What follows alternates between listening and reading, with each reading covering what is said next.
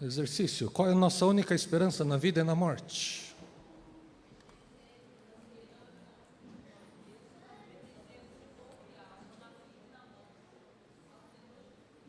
Ok. Muito bem. A Esther decorou. Todos juntos agora. Brincadeira. Que não somos de nós mesmos, mas pertencemos de corpo e alma, na vida e na morte, a Deus e ao nosso Salvador Jesus Cristo. Então quer dizer que a nossa única esperança na vida e na morte é que a gente não é nosso. A gente não precisa se preocupar, porque você pertence de corpo e alma a Jesus, a Deus, tanto na vida quanto na morte. Essa verdade tem validade para aqueles que já entregaram sua vida para Deus, entregaram sua vida para Cristo. Se você não fez isso, precisa fazer. E a gente vai entender um pouco melhor durante a explicação de hoje. Essas perguntas fazem parte de um negócio chamado Catecismo da Nova Cidade. São perguntas sobre a fé. Se você ficar decorando, você tem respostas mais claras, né? É um jeito de esclarecer alguns conceitos para você. Então, a gente está seguindo aqui. O que é pecado? Vamos ler juntos aqui. Pecado é rejeitar ou ignorar a Deus no mundo que Ele criou, rebelando-nos contra Ele e vivendo sem tê-lo como referencial em nossa vida. Não sermos nem fazermos o que Ele exige em sua lei, o que resulta em nossa morte e na desintegração de toda a criação. Então, pecado não é só matar e roubar. Tem gente que pergunta assim, você é pecador? Fala, não, pecador eu não sou, não mato ninguém, nunca fiz nada errado. Falou, pois é, mas pecado é rejeitar ou ignorar a Deus no mundo que a gente vive. Quando você rejeita Deus, quando você ignora Deus, quando você coloca Deus só numa caixinha e vive do seu próprio jeito, quando Ele não é seu referencial na sua vida, então você está em pecado. O que é idolatria? Vamos ler juntos. Idolatria é confiar nas coisas criadas e não no Criador para nossa esperança, felicidade, significado e segurança. Então, idolatria não necessariamente é ter uma estátua ou uma imagem, mas é confiar em alguma coisa criada. Um dos maiores ídolos nossos é o nosso próprio eu. Hoje em dia, quando você, assim, é muito comum, né? As pessoas vivem em função disso. Os ídolos das pessoas são cantores, artistas, jogador de futebol, diretor de alguma coisa, né? Gamer, youtuber hoje em dia, né? Youtuber, facebooker, instagramer, né? Pessoas que ficam aparecendo o tempo todo e você segue de maneira ostensiva. Então, o que ele fala, o que aquela pessoa fala, é isso que você acredita. Isso é idolatria.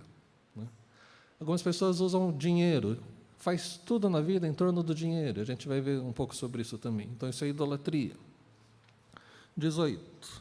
Deus permitirá que a nossa desobediência e idolatria fiquem impunes? Não, todo pecado é contra a soberania, a santidade e bondade de Deus e contra a sua lei justa.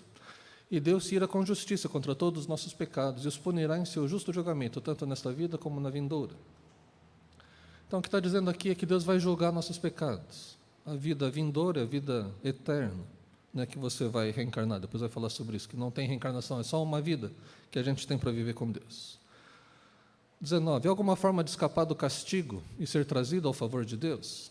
Sim, para satisfazer sua justiça, o próprio Deus, por sua misericórdia, nos reconcilia consigo mesmo e nos livra do pecado e do castigo do pecado por meio de um Redentor.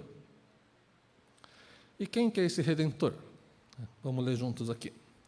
O único Redentor é o Senhor Jesus Cristo, o eterno Filho de Deus, no qual Deus tornou-se homem e tomou sobre si mesmo o castigo pelo pecado. Existe um Redentor, existe alguém que pode pagar o preço do pecado. Porque qual é o preço do pecado? A morte. Para você poder quitar o seu pecado, você tem que morrer. Aí você fala, isso é fácil, eu vou morrer mesmo? Falou, não, você não entendeu. Você vai morrer eternamente, vai viver eternamente longe de Deus. Esse é o resultado do seu pecado. Mas o meu pecado não foi tão ruim quanto o do outro. Tudo bem, você morre um pouco menos do que o outro, mas não sei se faz diferença, né? Vai ficar sem Deus, mais longe ou mais perto, mas está sem Deus, né? Mas tem alguém que pode nos redimir, que é o Redentor. Ele pode pagar o resgate, como a gente cantou hoje de manhã. Da última vez que eu compartilhei aqui, falei sobre a oposição que Jesus estava enfrentando. De onde vinha a oposição contra Jesus? Vinha dos ateus? Não. Vinha das prostitutas? Vinha dos cobradores de impostos? Vinha dos políticos corruptos? Não. Vinha de quem a oposição que Jesus enfrentava? Gente da igreja. É muito louco. Muito louco. As pessoas que estudavam a palavra de Deus. Tudo bem que era só o Antigo Testamento, mas eles estudavam, eles sabiam que o Messias estava para vir. E quando o Messias chegou, acharam todos os motivos para dizer que não era ele. Se fizeram de cegos. Hoje a gente vai ver no capítulo 13 de Mateus. Então, deixa aberto em Mateus, capítulo 13. Eu não vou colocar todos os textos aqui, mas é uma parábola bastante conhecida, e Jesus vai falar dos mistérios do reino. Você gosta de mistérios, né? A Bíblia fala que existem mistérios. Mistérios são coisas que não são reveladas a todos. Nem todo mundo entende isso. Então, diz que naquele mesmo dia, quando Jesus fez aqueles milagres, enfrentou toda aquela oposição, ele volta para casa, fica um pouco ali, aí ele sai de casa, vai para a beira do lago da Galileia. Tive o privilégio de estar ali, onde em tese foi esse sermão. E tinha uma multidão muito grande, e Jesus pede para entrar num barco para se afastar um pouquinho, porque ficava todo mundo em cima dele, quem estava atrás não conseguia ouvir. Então ele se afasta um pouquinho. E fala que ele se sentou. Os rabinos, eles ensinam sentados. Você está vendo como está ao contrário, né? Se a gente fosse mais bíblico, eu estaria sentado, você estaria em pé, né? Mas a gente pensa no conforto, então deixa vocês sentados e eu estou em pé, né? Ao contrário, né? Mas ele diz assim, escutem. E você vai ver que nesse capítulo 13, várias vezes tem essa coisa do escutem, prestem atenção, ouçam. Liga os ouvidos. Certo homem saiu para semear, e quando estava espalhando as sementes, algumas caíram na beira do caminho, e os passarinhos comeram tudo. Outra parte das sementes caiu num lugar onde havia muitas pedras e pouca terra. As sementes brotaram logo, porque a terra não era funda. Mas quando o sol apareceu, queimou as plantas, e elas secaram, porque não tinham raízes. Outras sementes caíram no meio de espinhos que cresceram e sufocaram as plantas. Mas as sementes que caíram em terra boa produziram na base de 100, de 60 e de 30 grãos por um. E Jesus terminou dizendo, se vocês têm ouvidos para ouvir, então ouçam. Se a gente fizesse a atualização do vocabulário, diz que não tem mais ouvido, hoje em dia é orelha. Então, se você tem orelhas, né, ouça. Né? Agora não combina ouvido com ouça. Aí Jesus estava contando lá para o Pedro. Pedro, ax2 mais bx mais c é igual a zero, quando a é diferente de zero. Aí o Pedro falou, não entendi nada, Jesus. Né? Essa é a piada que vale para engenheiro normalmente. Aí Jesus fala que é uma parábola. Ax2 mais bx mais c é igual a equação de uma parábola. Mas tudo bem, é só para... Aí os discípulos chegaram perto de Jesus e perguntaram, por que o senhor usa parábolas para falar com essas pessoas? Jesus respondeu, a vocês Deus mostra os segredos do céu, os mistérios do reino dos céus, mas a elas não. Quem tem receberá mais, para que tenha mais ainda. Quem não tem, até o pouco que tem, lhe será tirado. E aqui não está falando de dinheiro, está falando de compreensão do reino. Quem não quer entender, não vai entender nada. Se você já começou a entender o reino, você vai entender cada vez mais. Versículo 13, Jesus diz, é por isso que eu uso parábolas para falar com essas pessoas, porque elas olham e não enxergam, escutam e não ouvem nem entendem. E assim acontece com essas pessoas, o que disse o profeta Isaías. Vocês ouvirão, mas não entenderão, olharão, mas não enxergarão nada. Vamos entender aqui, Jesus está cercado por uma multidão de gente, tem os discípulos perto, mas no meio dessa multidão de pessoas tem os líderes religiosos. Aquela gente que estava se opondo a Jesus. E Jesus está dizendo, o que está acontecendo nos dias de hoje é o que aconteceu com Isaías. E todo mundo naquela época conhecia, tinha ouvido falar do profeta Isaías. O profeta Isaías é o maior profeta do Antigo Testamento. Só que ele recebeu a ingrata missão de ir falar e ninguém ouvir. Imagina só a situação. Deus chama você e fala: Luiz, você vai ser missionário. Você vai ser o maior missionário de todos os tempos. Vou te dar a palavra, vou estar com você, você vai ser meu servo, todo mundo vai saber disso. Mas ninguém vai te ouvir. E todo mundo vai virar as costas para você, tudo que você falar, eles vão distorcer, mas essa é a sua missão. Aí o oba já não fica mais tão oba, né? Você vai diminuindo. Mas foi essa missão que Isaías recebeu, e Jesus está dizendo a mesma coisa. Versículo 15. Pois a mente desse povo está fechada. Eles taparam os ouvidos, fecharam os olhos. Se eles não tivessem feito isso, os seus olhos poderiam ver, seus ouvidos poderiam ouvir, a sua mente poderia entender, e eles voltariam para mim, e eu os curaria, disse Deus. Eles escolheram fechar os olhos e tapar os ouvidos. Tudo que a gente tem visto, o último milagre que Jesus fez, quando ele fala para o homem da mão ressequida: estica a mão, né? Eu vou curar você. Isso foi num sábado. E em vez das pessoas louvarem a Deus pelo milagre da cura, eles ficam bravos, né? Ficam tão bravos com Jesus, falam: por que vem curar no sábado? A gente tem que matar esse homem. Olha só. As pessoas religiosas que conheciam Deus, ao ver Jesus fazendo milagres, a conclusão deles é: a gente precisa matá-lo. É muito louco, muito louco. A Bíblia não pode ter sido inventada, porque é tão... não faz sentido. A Bíblia é muito real, ela conta a reação de pessoas como você e eu. E se você acha que você está imune, está isento a esse tipo de engano, né? Engano seu, mais um engano, né? Nós também somos sujeitos a esse mesmo tipo de coisa. Então, de quem que Jesus está falando aqui? Quem que tapou os ouvidos? Quem que fechou os olhos? Quem devia estar esperando por ele? Como será que vai ser a segunda vinda? Né? Então, escutem e aprendam o que a parábola do semeador quer dizer.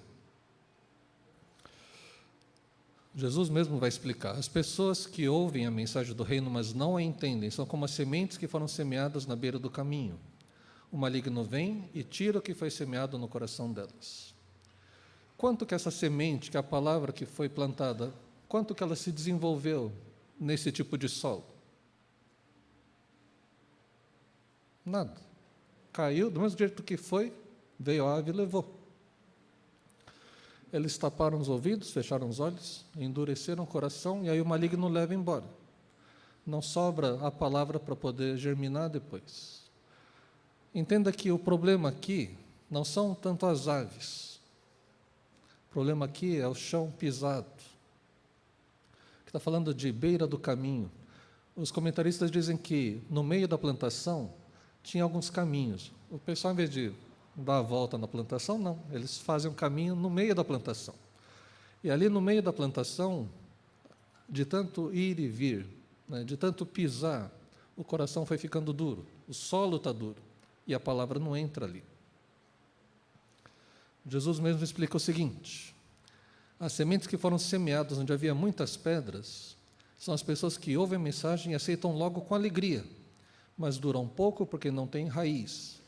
E quando, por causa da mensagem, chegam os sofrimentos e as perseguições, elas logo abandonam a sua fé. A terra lá em Israel é bastante rochosa. Tem pedra para bedel lá, não sei, nunca vi tanta pedra. Quem já foi em Itu, sabe aquele monte de pedra grandona? Lá é pedra pequenininha, mas é o tempo todo pedra. É admirável como eles conseguem plantar coisas. Não nessa parte rochosa, tem que tirar toda aquela parte rochosa ou ir para um lugar onde tem a terra de verdade. Lá é muito quente. Se você não tem raiz, se a planta não tem raiz, se ela não consegue ir para o fundo, tirar a água, ela vai morrer. Então é disso que Jesus está falando. Sementes que foram semeadas com muita pedra, outros falam assim que tem uma camada de terra fina, e embaixo é pedra. Então, a raiz não tem como se aprofundar. Essa é a segunda, né? A primeira que foi na beira do caminho. Essa é a segunda, né? Essa,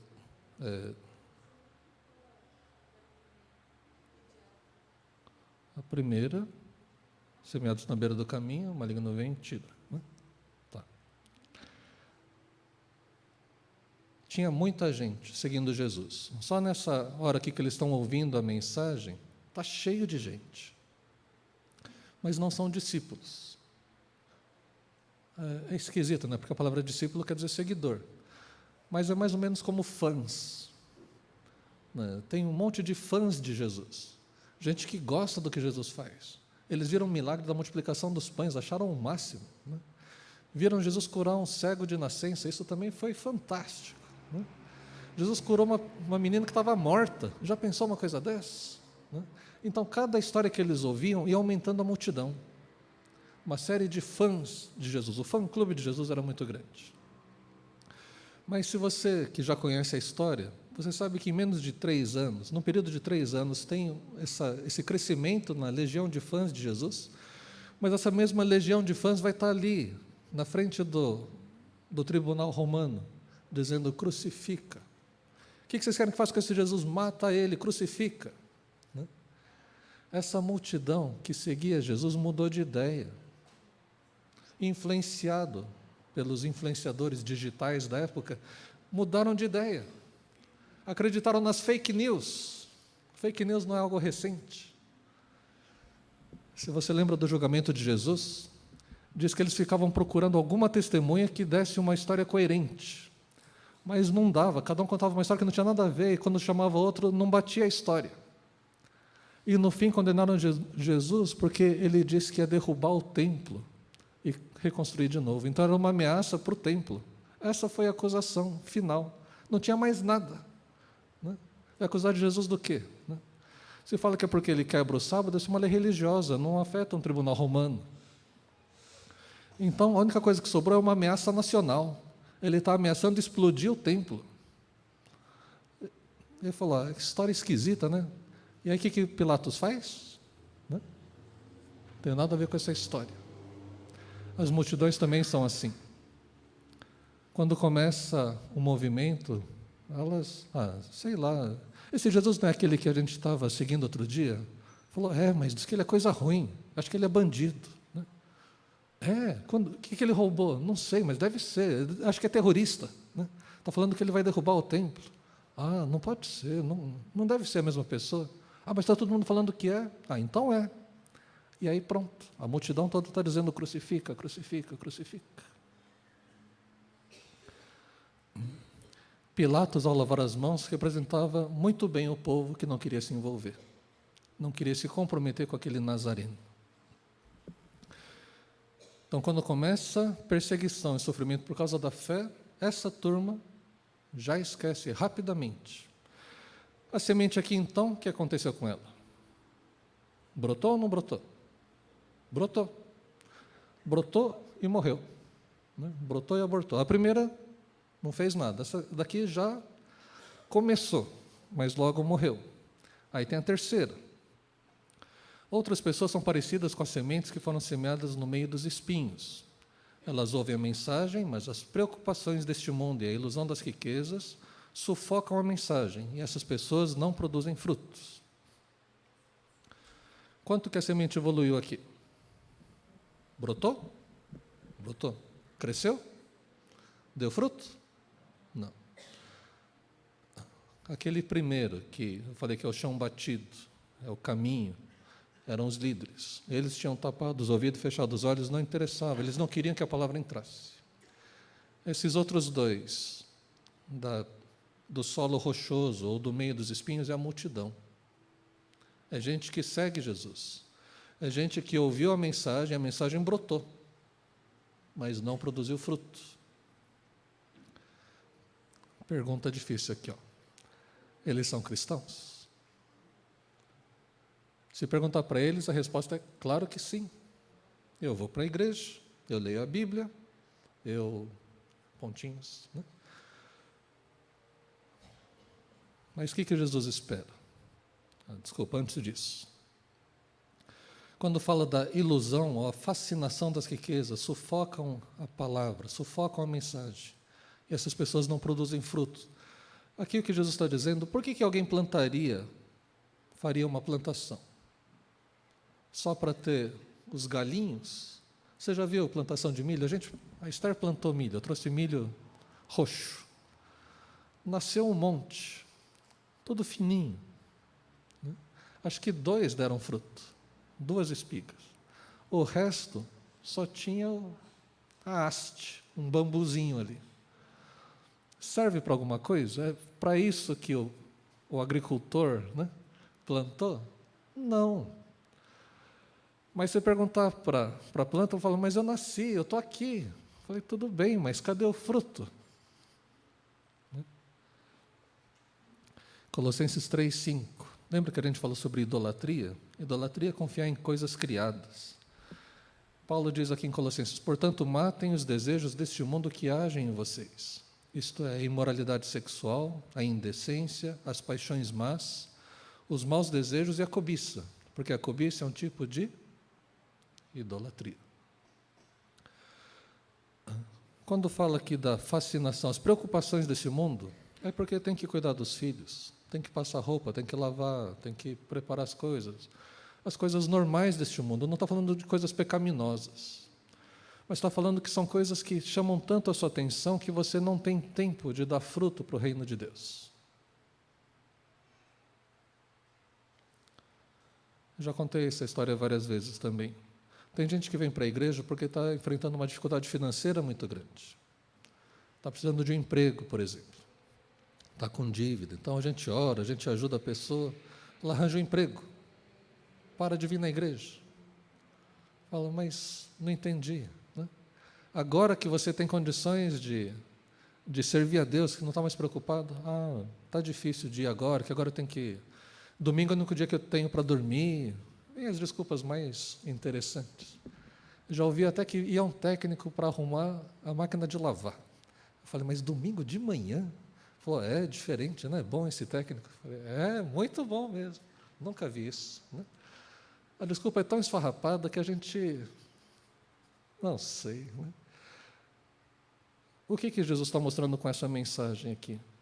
É que o tempo vai dizer o efeito que fez de fato a mensagem plantada no seu coração.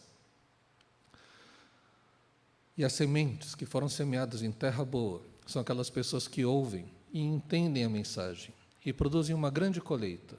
Umas 100, outras 60, ainda outras 30 vezes mais do que foi semeado.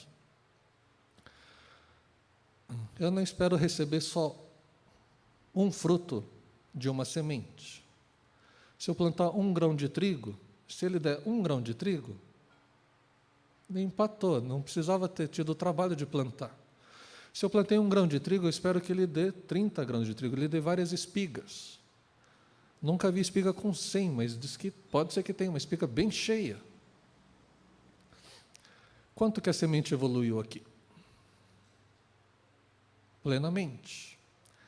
E aqui, às vezes, surge aquela pergunta, igual quando perguntaram para Jesus, quem é o meu próximo?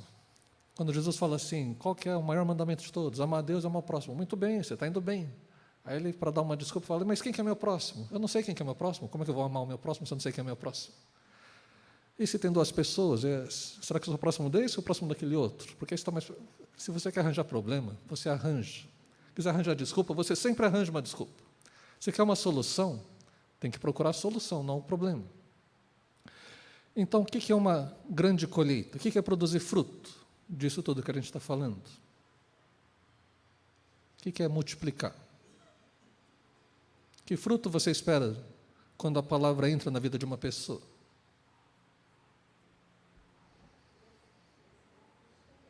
Oi? Então, mas que fruto que é para dar?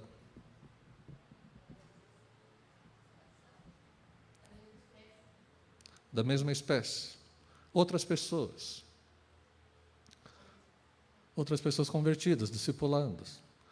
Então, são dois tipos de frutos, quantidade e quantidade. Desculpa, qualidade e quantidade. Qualidade tem o fruto do Espírito. Qual que é o fruto do Espírito? Amor, alegria, paz, longanimidade, benignidade, bondade, fidelidade, mansidão e domínio próprio. São 9 coisas, né?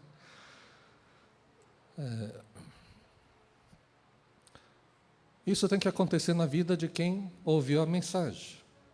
Você tem mais amor, se tornou uma pessoa mais amorosa, se tornou uma pessoa mais alegre, você tem mais paz, tem mais paciência, você tem domínio próprio, ou sua língua manda em você, né? Falou, eu tentei segurar, mas não deu. Eu falei, então, né? Então precisa orar mais para que Deus possa produzir esse fruto do domínio próprio. Então, mas é para entender aqui, precisa ter uma vida transformada. E a gente espera que outras pessoas se convertam através da sua vida. Vou fazer uma pergunta muito pessoal, mas você não precisa responder em voz alta. Quantas pessoas já foram levadas a Cristo através de você? Né? Alguns vão poder dizer, perdi a conta. Né? Depois do 80 eu parei de contar. Né? Que bom. Né? Mas a grande maioria das pessoas vai dizer, não tenho certeza. E aí o tempo todo, quando a gente está vendo ali em cima, escutem e aprendam. Quando falei escutem, não é só ouvir e ficar lá no chão batido. O escutar e aprender é escutar e isso produzir fruto. É ter gente chegando perto de você e você dizer, será que eu posso orar por você? Tem algum motivo que eu posso orar por você? O que você faz de domingo? E aí começa a conversar. Né? Qual que é o maior sonho que você tem na sua vida? Qual que é o grande medo que você tem de que esse sonho não aconteça? Não sei, começar alguma conversa espiritual, a partir de coisas reais e introduzir Deus na conversa. Não é que todo mundo com quem a gente conversa vai se converter. Porque assim como Jesus, ele está falando, tem terrenos, tem solos que já estão prontos. Mas tem outros, 3/4 dos solos não são bons. Aí você vai falar assim, eu tentei, mas ninguém me ouve. Talvez seja igual aquele primeiro, mas tem outros. Tem gente que está preparado, está pronto, é só encostar que cai. É igual, você já tirou manga no pé, ou amora, né? Você encosta o dedo, cai na sua mão. Quando você ficar puxando, torcendo, não está no ponto certo ainda. Deixa mais um pouco ali. Né? Então, Deus tem algo para você e para mim. Se você ainda não entregou sua vida para Deus, se a mensagem está batendo e caindo no chão duro, tem que orar para Deus e pedir para Deus arar o seu coração. O chão pode estar duro, mas tem jeito. Tem que quebrar. Tem que passar um arado. Vai rasgar tudo. Né? Mas aí o chão vai estar preparado para receber a boa semente. Se está cheio de pedra também, tem que quebrar as pedras, tirar as pedras. Se tem muito espinho, tem que tirar esses espinhos. Aí você vai falar, mas a gente se preocupa com as coisas desse mundo. É verdade. O que não pode acontecer é essas coisas abafarem, né? Sufocarem. A palavra ali é sufocar, de morrer afogado. Né? Sufocar a ponto de não produzir fruto. Que você produza 100 vezes mais. É a nossa oração. Se não fosse 100, então que seja 60 vezes mais. Né? Também glória a Deus. Né? E se for 30, também glória a Deus. Né? Os de baixo eu já não sei, aí é por sua conta. Né? Se for 5, pode ser? Pode, se for 2, uns 30, vamos tentar 30, vamos colocar uma meta de 30. Né? Discipulado e compromisso fazem parte do cristão, eles não são opcionais. Discipulado e compromisso não são opcionais. Você pode querer ficar só na multidão. Entenda que quem está na multidão não é convertido. A semente brotou, mas não produziu fruto. Nasceu um pouquinho, nasceu um pouco mais, mas não deu fruto. Só vai ter fruto se você se comprometer com Deus. Se você quiser que Deus use a sua vida. Mas para Ele poder usar a sua vida, você tem que estar disponível. Quando a gente vê especialmente esse último, né, do sufocamento da palavra, é que o mundanismo ameaça o nosso coração, os valores desse mundo ameaçam o nosso coração. Quando diz que a gente deve buscar Deus em primeiro lugar, você sabe disso de cabeça. Mas na prática, isso, por causa do cuidado com os mundos e a fascinação da riqueza, você fica perdido. A receptividade para a palavra é essencial para frutificar. Não sei se você já viu imã. Sabe, né? Imã. Tem coisas que o imã atrai, tem coisas que o imã não atrai. Tem coisas que o imã repele. Se você pegar outro imã e virar ele ao contrário, ele vai longe. Nossa vida tem que ser o imã certo para receber a palavra de Deus. Você tem que querer a palavra de Deus. Se ele é só o seu compromisso de domingo de manhã, eu quero dizer que tem muito mais. Deus tem muito mais para a sua vida. O que atrai seu coração? Ou para onde seu coração está sendo atraído? Seu coração é atraído para Deus ou só para as coisas desse mundo? Você gosta de ler a Bíblia? Quando você lê a Bíblia, isso mexe com você? Isso transforma você? Quando você vê a necessidade das outras pessoas, isso mexe com você? Ou você vive só para você mesmo, ensimesmado? Né? Eu gosto dessa palavra, ensimesmado. Tudo que você faz é para você mesmo. Tudo que você corre atrás é para você mesmo. Todo o seu esforço é para você mesmo. Essa pessoa vive em si mesma. Ela não tem como ser abençoada por Deus, ela não vai dar fruto. Porque para o grão de trigo dar fruto, ele primeiro tem que morrer. Ele morre para si, para que depois ele possa dar fruto. Abaixe sua cabeça, vamos orar. Deus, a gente não quer morrer para a gente mesmo. A nossa natureza não gosta disso, a gente quer as coisas só para a gente. Queremos conforto, queremos fugir da dor, queremos buscar o prazer. Mas quando a gente olha a Tua palavra, a gente percebe que tem muito mais coisas, a Tua bênção é muito maior. E o Teu reino é diferente do que a gente espera. Ele começa pequeno e ele vai se tornando grande. Ele transforma vidas. Então, Deus, nós queremos nessa manhã estar orando por aqueles que ainda não tomaram uma decisão de entregar sua vida para o Senhor e pedir que eles façam isso hoje. Que o Senhor possa levá-los a essa decisão de Te buscar. Que eles não sejam como aqueles líderes duros que não querem ouvir do Senhor, mas se eles estão aqui, eles pelo menos são parte da multidão. Gente que quer ouvir sobre Jesus. Mas oramos, Deus, para que não fiquem na superficialidade, que não fiquem sufocados pelas pressões desse mundo, mas pelo contrário, que morram para si mesmos e possam dar fruto para o Teu reino.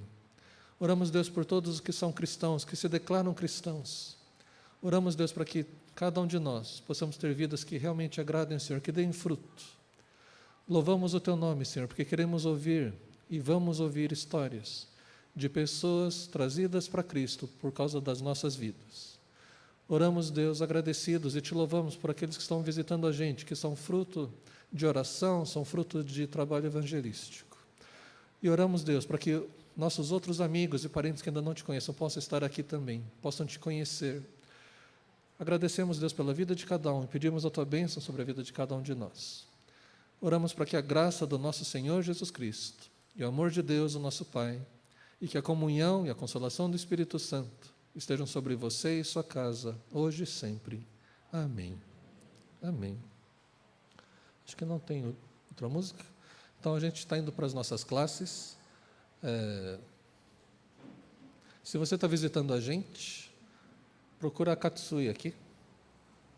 Ela vai explicar um pouco sobre a igreja, sobre Jesus, e vai ser uma conversa bem legal.